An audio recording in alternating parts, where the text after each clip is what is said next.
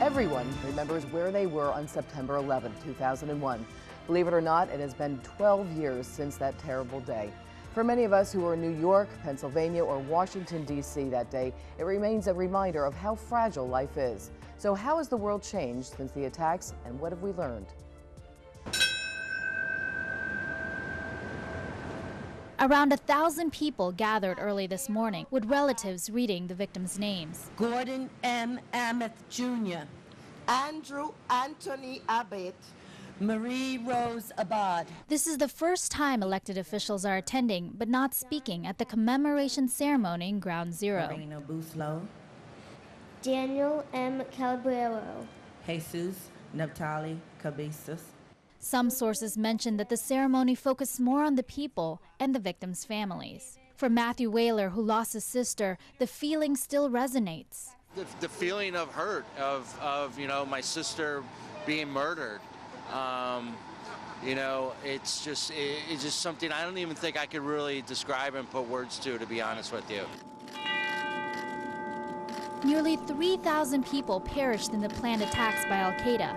It was also the largest assault on U.S. soil since Pearl Harbor. Carlos Santiago, a New York firefighter who lost a friend, says, the best way to remember him, I guess everybody mentioning all the names, putting pictures up, showing what took place over and over again so people do not forget. Around Ground Zero, chalk sayings fill the streets. And of course, that was from last year's ceremony down at Ground Zero. And joining us now for this discussion is Nadia Ansary. She is from the Department of Psychology at Rider's University. We also, of course, have our friends Dee Dee Benkie, former White House aide, and of course, media analyst Jackie Guzda. So thank you, ladies, for being here. We still see this 12 years later, and here we are. And I'll start off with you, Dr. Ansary, just about how the psychological effects 12 years later that we're still dealing with, and we'll talk about our personal, because Dee Dee was in Washington, D.C. in the White House, and I was on Wall Street, so we both were personally touched by this. So if you can just talk to us about the psychological effects that it still has on people. Well, I think that it's a tragedy that nobody will ever recover from. That's something that will forever be altered in terms of the psychology of Americans. And it's led to a heightened state of concern about ongoing issues in the Middle East and things happening here.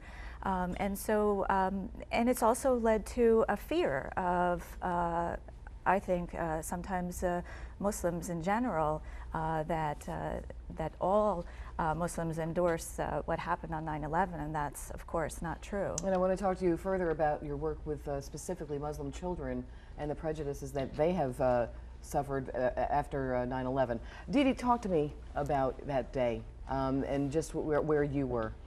Well, I was in the White House, and I get emotional just thinking about it because it was really, really difficult. And the president was gone. Of course, he was in Florida, but my boss was with him, so we heard everything that was going on. In fact, Rudy Giuliani himself called my office saying, "Do we have cover?" I mean, it was amazing how it comes right back. Absolutely. The day it comes right back, all the emotions and everything, and and then people who died, and people who were hurt, and it's just a very emotional thing if you've gone through it. Yeah, and I'll just briefly share. I was on Wall Street, and I was actually with Rudy Giuliani, and I covered the attacks and grew up in Lower Manhattan, so I lost 9 friends that day. So it's a very, very special time to remember. We have seen some wonderful things, though, and a couple of different organizations and people that focus on 9/12, the day the world came together, and it's one way to carry on and bring some hope through this tragedy. Jackie, any thoughts on? Well, I was down at Borough of Manhattan Community College, just a few blocks from you on Chambers Street. Okay. And again, I empathize with how you're feeling, because the kids, our students heard that a plane had crashed into the World Trade Center. That's all they knew, so they went down to see the plane crash. And so what they witnessed seeing were all the people jumping to their deaths, etc. And there was a lot going on there. So for weeks after that, we talked to them, etc. And it did bring, I think, everyone, every group together. Absolutely. I've got to tell you, the day afterwards, we didn't get back to school for a couple of weeks, but I had a class that had people from all types. I mean, I had Jewish children, I had Muslim children, I had people, you know, from various walks. And one of the best things, I had everybody come up and talk about their experience. And this one girl from Brooklyn, who was a Muslim, she had the hijab on, and she goes, look, the Quran says an eye for an eye, a tooth for a tooth, but this guy, bin Laden, he's way off the book. And it was perfect. Well, I want to talk about the post-traumatic stress that a lot of, I guess, all of us have suffered, some indirectly or directly. What do you do, and how do you deal with some of the post-traumatic stress that some New Yorkers, folks in Washington, still feel 12 years later? Well, I think it's clear from the discussion that each of you have shared your personal experience on 9/11, and so that is something that I think everybody, whether close or near or far to the World Trade Centers, on that day, it's clear that we were all affected. In terms of post-traumatic stress disorder, the issue really is that not everybody develops it. It depends on the extent to which people were exposed to the traumatic events, the intensity of their experience on that day. Going forward in terms of therapy, 12 years later, it can still be a very real experience to those who suffered on that day. One of the things that I always like is the pay it forward idea of do something good on September 11th. And I think that's something that a lot of people did learn. But how has the country shifted? I mean, we talk about this, about how we're more fearful. But how else has the country shifted? Dee Dee? I don't think it's all bad. I mean, because it is emotional, and and we have to remember, as far as with my job, I dealt with it probably for a year, because we kept hearing stories about who died and what happened, and from the mayor, and it was just, it's just difficult. But now I think it's sort of a positive thing. I think we can look back on it and how everyone comes together, and you immediately have that feeling of like, you know what, Americans really came together that day, and patriotic, and and we can care about our fellow man, and so I think it can be a very positive thing that in every September 11th, I know I get upset and emotional, but I also am happy about our country, and I think we're safer now. I think that's a good thing, and just look at the bright side. Do you think that we have become, because of this, because of the relations with the Muslim world, and because there was blame, of course, that was cast from some people, do you think as a nation that we are more united or divided? That's a tough question to answer. I think in many ways we are like you said, tighter and more willing to support one another.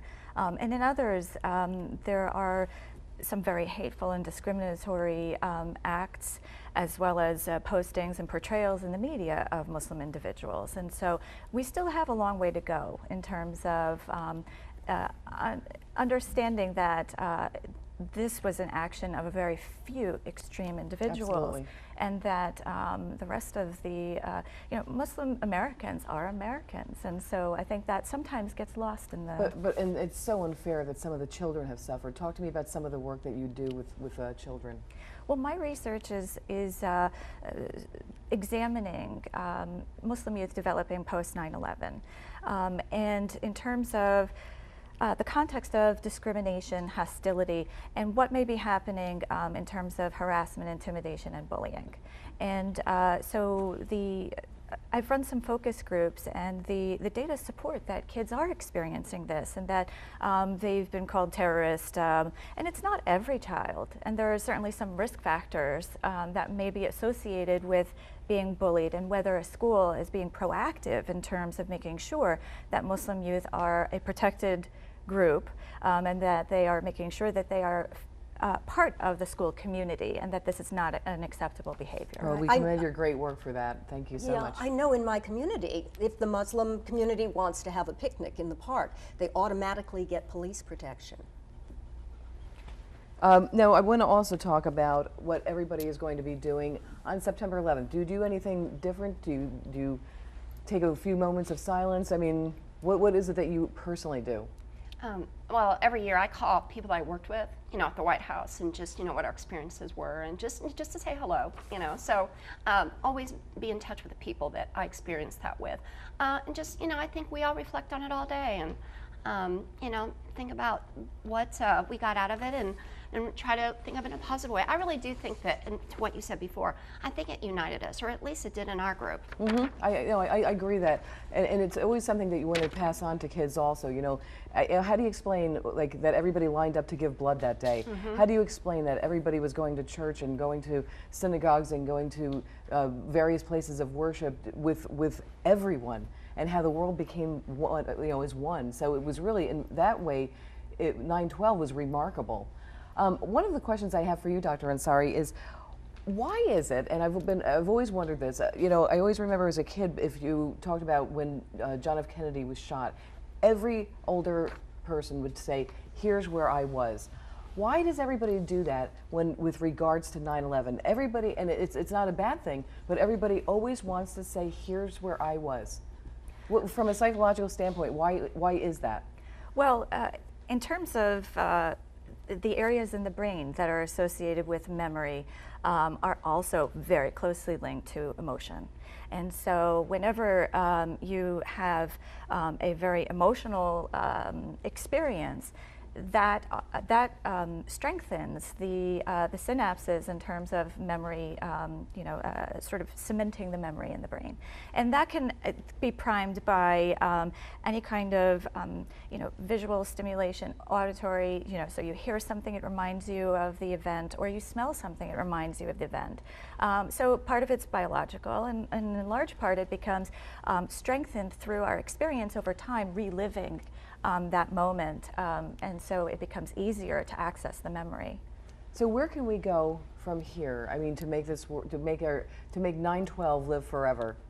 Any thoughts on that? Yeah, I do. I think that what we need to do as a society is to work for more tolerance.